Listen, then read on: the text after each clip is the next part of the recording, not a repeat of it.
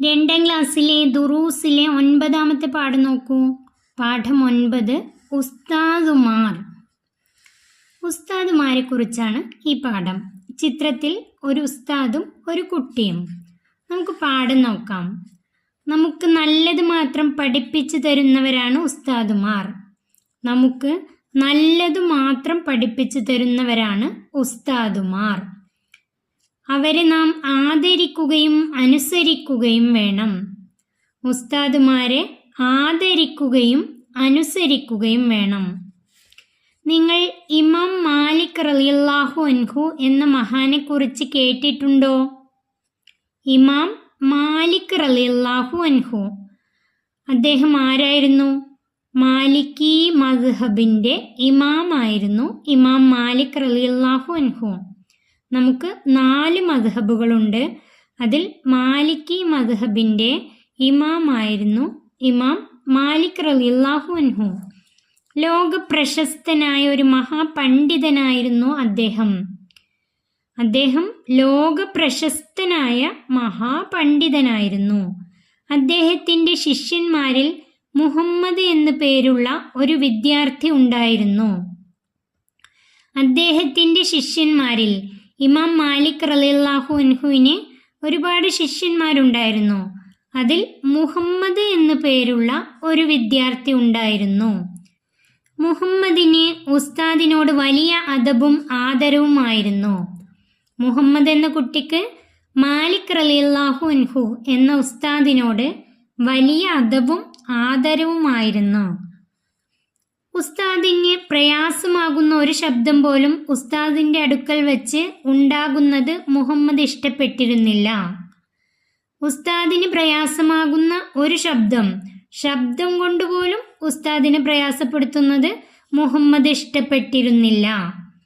ഉസ്താദിൻ്റെ അടുത്ത് വെച്ച് കിതാബിൻ്റെ പേജുകൾ മറിക്കുമ്പോൾ കടലാസിൻ്റെ ശബ്ദം പോലും കേൾക്കാതിരിക്കാൻ മുഹമ്മദ് പ്രത്യേകം ശ്രദ്ധിക്കുമായിരുന്നു.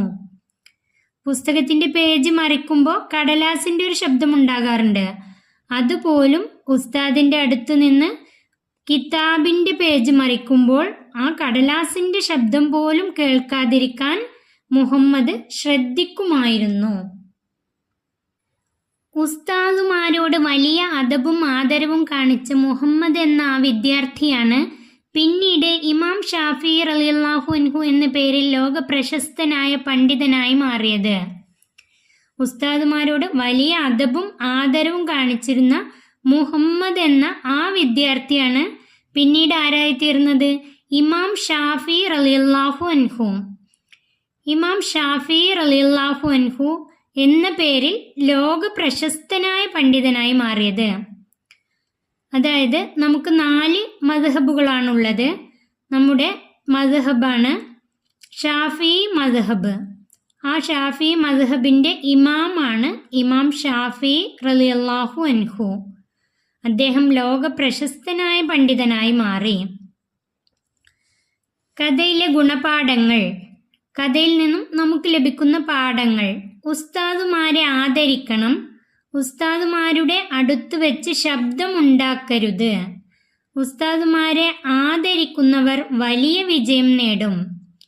ഈ കഥയിൽ നിന്ന് നമുക്ക് ലഭിക്കുന്ന പാഠങ്ങളാണ്: ഉസ്താദുമാരെ ആദരിക്കണം, അവരുടെ അടുത്ത് വെച്ച് ശബ്ദമുണ്ടാക്കരുത്, ഉസ്താദുമാരെ ആദരിക്കുന്നവർ വലിയ വിജയം നേടും. നബി സല്ലല്ലാഹു അലൈഹി വസല്ലമ പറഞ്ഞിരിക്കുന്നു, ഇന്നമാ ബുഇസ്തു മുഅല്ലിമൻ, ഞാൻ മുഅല്ലിമായി നിയോഗിക്കപ്പെട്ടിരിക്കുന്നു. ഞാൻ മുഅല്ലിമായി എന്ന് പറഞ്ഞാൽ അധ്യാപകനായി. ഞാൻ അധ്യാപകനായി നിയോഗിക്കപ്പെട്ടിരിക്കുന്നു. ഇന്നമാ ബുഇസ്തു മുഅല്ലിമൻ, ഞാൻ മുഅല്ലിമായി നിയോഗിക്കപ്പെട്ടിരിക്കുന്നു എന്ന് നബി സല്ലല്ലാഹു അലൈഹി വസല്ലമ പറഞ്ഞിരിക്കുന്നു. ഇത് പഠിച്ചു വെക്കാട്ടോ. ഇത് എഴുതി തന്നെ പഠിക്കുക. ഇന്നമാ ബുഇസ്തു മുഅല്ലിമൻ, ഞാൻ മുഅല്ലിമായി നിയോഗിക്കപ്പെട്ടിരിക്കുന്നു. നമുക്ക് ഈ പാഠത്തിലെ പഠന പ്രവർത്തനങ്ങൾ നോക്കാം. തദ്രീബാത്ത്. 1. ഉത്തരം എഴുതാം. 1. ഉസ്താദുമാരോട് വലിയ ആദരവ് കാണിച്ചിരുന്നു ആര്? ഉത്തരം ഇമാം ഷാഫി റളിയല്ലാഹു അൻഹു. ഉസ്താദുമാരോട് വലിയ ആദരവ് കാണിച്ച മുഹമ്മദ് എന്ന ആ വിദ്യാർത്ഥിയാണ് പിന്നീട് ഇമാം ഷാഫി റളിയല്ലാഹു അൻഹു ആയി മാറിയത്. ഉത്തരം എഴുതേണ്ടത് ഇമാം ഷാഫി റളിയല്ലാഹു അൻഹു. രണ്ടാമത്തെ, ഷാഫി ഇമാമിൻ്റെ യഥാർത്ഥ പേര് എന്ത്? ഉത്തരം മുഹമ്മദ്. ഷാഫി ഇമാമിൻ്റെ യഥാർത്ഥ പേര് മുഹമ്മദ്. മൂന്നാമത്തെ, ഇമാം ഷാഫി റളിയല്ലാഹു അൻഹുവിൻ്റെ ഉസ്താദിൻ്റെ പേരെന്ത്? ഉത്തരം ഇമാം മാലിക് റളിയല്ലാഹു അൻഹു.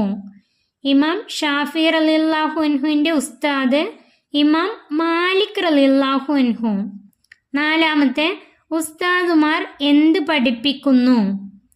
അതിൻ്റെ ഉത്തരം നമുക്ക് നല്ലത് മാത്രം പഠിപ്പിച്ചു തരുന്നു. ഉസ്താദുമാർ നമുക്ക് നല്ലത് മാത്രം പഠിപ്പിച്ചു തരുന്നു. അടുത്തത് പൂരിപ്പിക്കാം. ഉസ്താദുമാരെ ആദരിക്കുന്നവർ ഡേഷ് നേടും. ഉസ്താദുമാരെ ആദരിക്കുന്നവർ വലിയ വിജയം നേടും. അതിൻ്റെ ഉത്തരം വലിയ വിജയം. 3, അർത്ഥം എഴുതാം.